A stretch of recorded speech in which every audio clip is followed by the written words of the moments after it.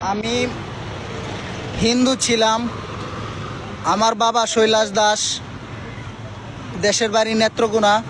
আমি সপরিবারে, আমার 2 ছেলে 2 মেয়ে এবং আমার পরিবার জনারানী সহ আমি ছিলাম শ্রী সুমন দাস। কোর্টে এফিডেভিট করে ইসলাম ধর্ম গ্রহণ করি 16 তারিখে অ্যাডভোকেট রফিকুল ইসলাম স্যার এবং অ্যাডভোকেট মহিবউদ্দিন স্যারের মাধ্যমে। আল্লাহ তাআলার মনোনীত ধর্ম ইসলাম, আদি যুগ থেকে চলে আসছে ইসলামের উপরে। তো আমি যদিও পৈতৃক বংশ থেকে পাওয়া সনাতন ধর্ম, আমি ইসলামের সব কিছু আমার কাছে ভালো লাগছে, অনেক আগের থেকেই ভালো লাগতো। যার জন্য আমার 2 ছেলে ঢাকায় পড়াশোনা করে, একজন কলেজে শৈবাল দাস, তিনিও এখন নাম পরিবর্তন করে হয়েছেন জুলফিকার।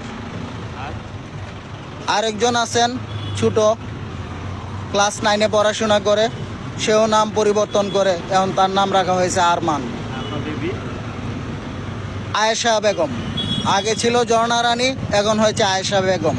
না, আমি কোর্টে সিলেট কোর্টে এফিডেভিট করেছি। নেত্রকোনায় আমি কোর্টে এফিডেভিট করতে চেয়েছিলাম, কিন্তু আমার পরিবারের লোকজন, আত্মীয় স্বজন আমাকে বাধাগ্রস্ত করায় কোর্টে এফিডেভিট করতে পারিনি।